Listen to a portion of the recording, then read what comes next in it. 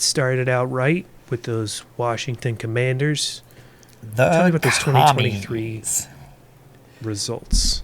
Last place in the division. We are going worst to first. They had 4 wins, 13 losses. They were 25th in points scored, 27th in rushing, 18th in passing. And what was important to remember about this? Basically nothing. This is one of the teams where you take everything you saw last year and you pretty much just throw it away. There's a few things that we'll touch on that you may want to keep, but for the most part, everything is different. We're talking new owner, new GM, new head coach, new offensive coordinator, new offensive coaches. Let's break them down. Head Everything's coach, new except that old terrible stadium. Head coach Dan true. Quinn.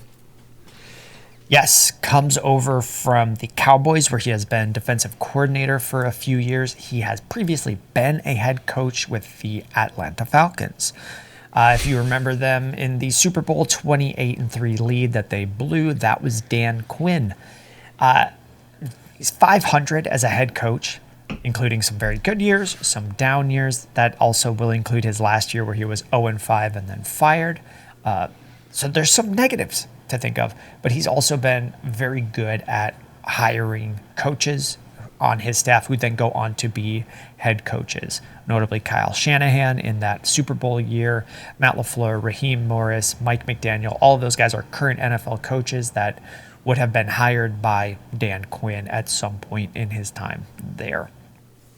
I don't know how to read that with Cliff Kingsbury coming in, though, as offensive coordinator.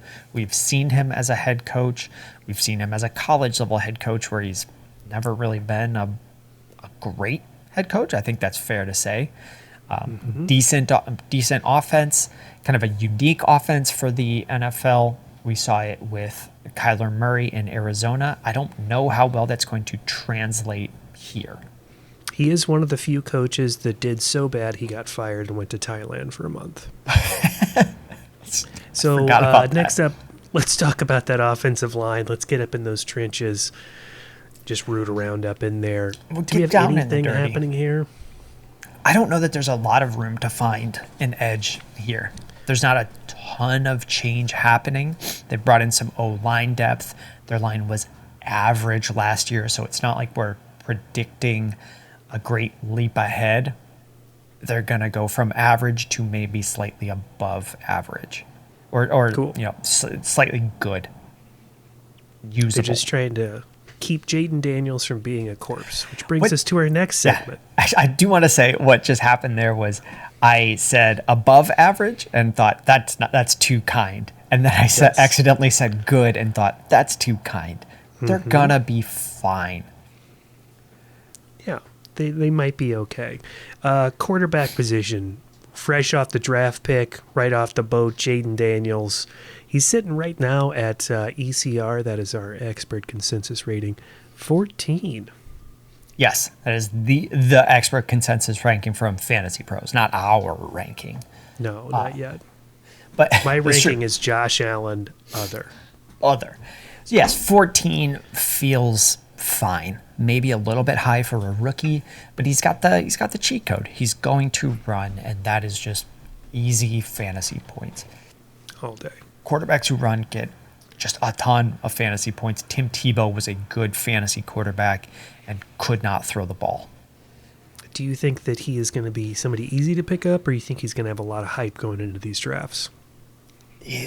Because of what we were just covering there, a running quarterback who's being ranked at 14, like you could have someone. They're very hard to.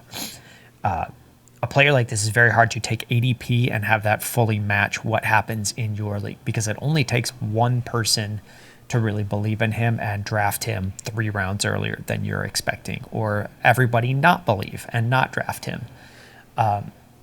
So ADP, this is where it's just not going to line up with your home league. I'll try to grab him as a second quarterback to see if he hits in round 9 or 10, but it's really hard to predict where he'll go in any individual league.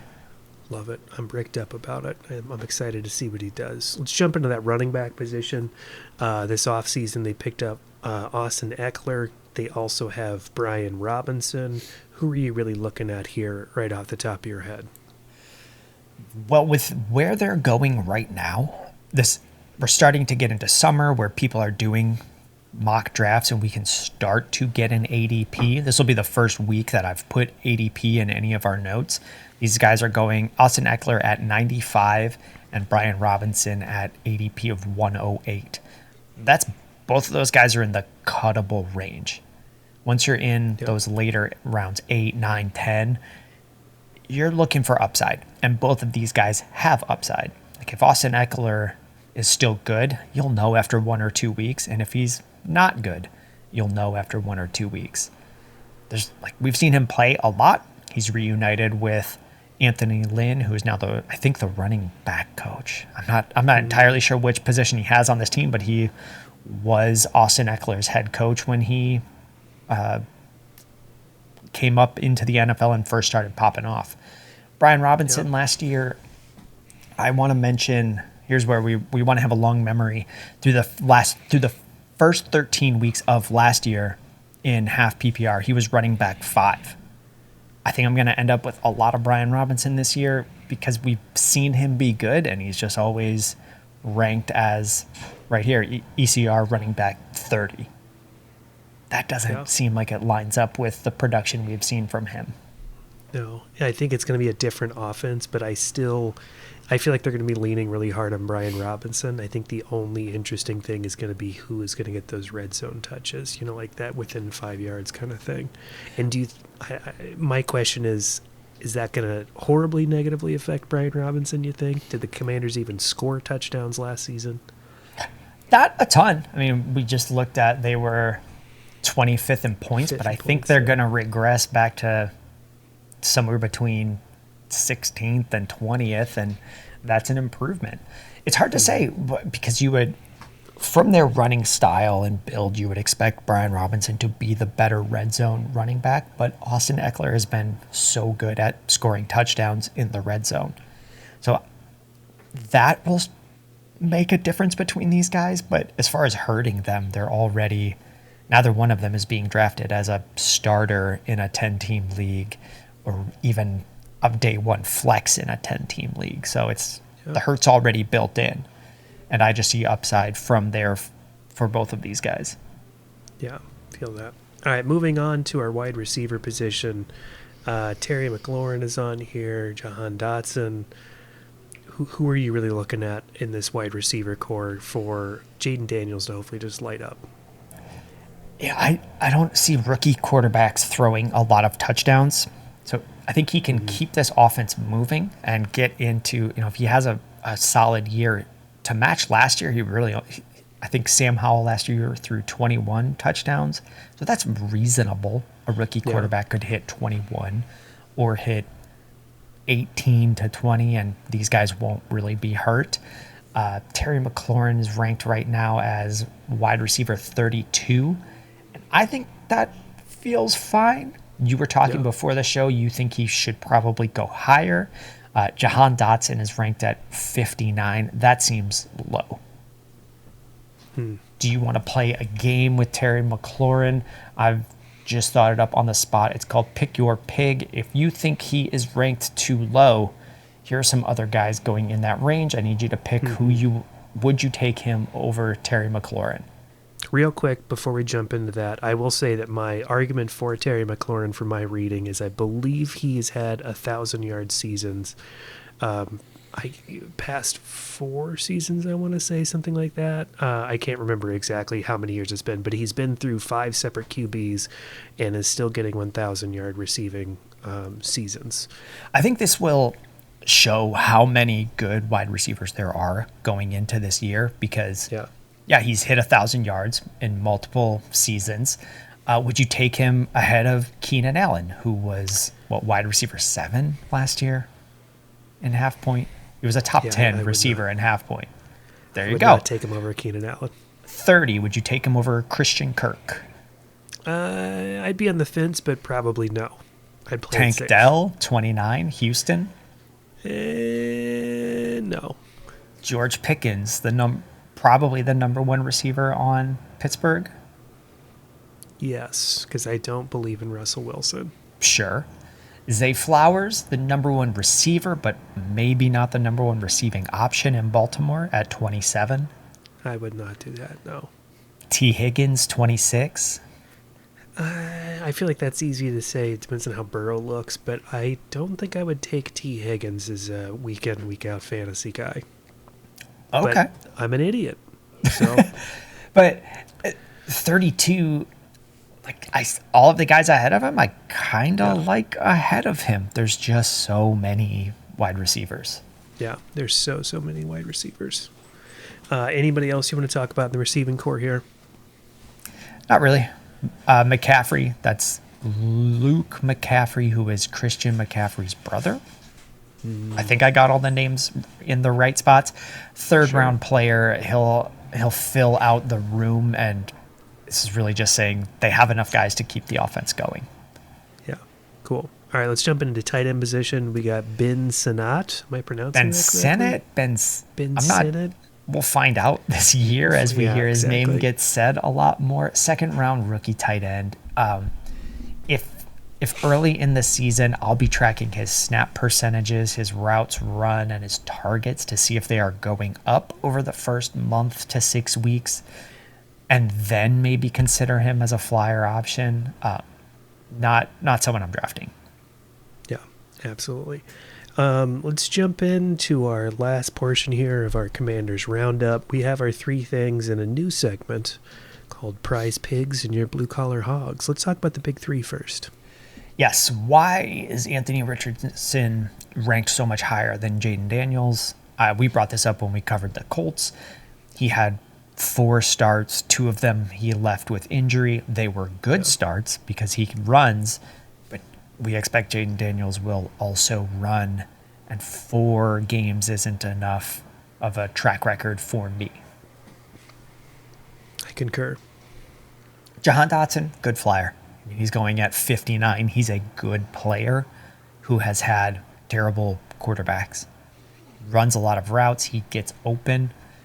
You just need a quarterback who can read a defense and throw the ball to outperform wide receiver 59. I don't see him as a top 10 option, but better than top 58. Yeah, absolutely. And then third point on here, both running backs feel like decent bets. This really feels like it could go either way. Who knows who's going to be there to punch it in. You barely have to pay anything. Yeah, exactly. You're getting pretty good. Hopefully you're getting reasonable value now that Eckler is older. Yeah, when you're looking at the championship teams in your leagues, the 9th and 10th round players, or 8th, 9th, 10th, they're either not on that team anymore or they hit and heavily outperformed the draft pick value. And that's what these guys look like. They're either going to hit and be great or miss and be nothing. And that's really what you want to be doing in those rounds anyway. Yeah, absolutely. So now to our new segment, our prize pig. This is the player that we believe should be good, is good. You get what you get. You know, like you know that this is somebody who's coming in there, going to perform well. But like you said, he's ranked, 14th, something like that. So good players that are good. Our prize pig. I picked Jaden Daniels. Yeah, I completely agree with that. I think he's going to be great in a 2 QB league. And great in a 1 QB league. I'm not scared to draft him. There's just 13 other guys that I also like ahead of him. All right. Yeah, I completely agree. On to our blue collar hog. Who is our value pick here? Who's your number 1 value pick on this team? Yeah, probably Brian Robinson, going in the double-digit 9th, 10th round, has been good. I think that the fantasy community's just been down on him a lot. Coming into his rookie year, he got shot physically with a gun and started a little bit slow because of that. It doesn't happen a lot. I think his name is also pretty forgettable. I don't know what it is that makes people sleep on him, but he scores points. You tried to trade him to me multiple wound. times. Yeah.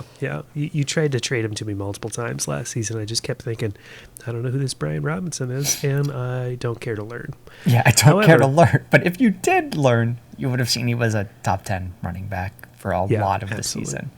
Yeah, he did really well. If this is the only segment you're watching here, I'm sorry that you're a Washington Commanders fan. Please help our dream come true and be the 1 subscriber.